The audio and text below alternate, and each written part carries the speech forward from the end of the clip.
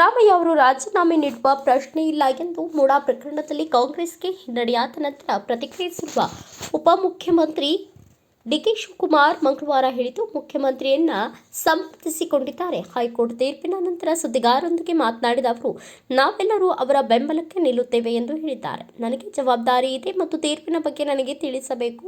ಮುಖ್ಯಮಂತ್ರಿ ಸಿದ್ದರಾಮಯ್ಯ ವಿರುದ್ಧ ಷಡ್ಯಂತ್ರ ನಡೆಯುತ್ತಿದೆ. ಅವರನ್ನ ನನ್ನ ವಿರೋಧ ಕೂಡ ಕೇಸ್ ಹಾಕಿದ್ದಾರೆ ಮತ್ತು ದೇವರ ದಯೆಯಿಂದ ನಾನು ಅದರಿಂದ ಹೊರಬಂದಿದ್ದೇನೆ.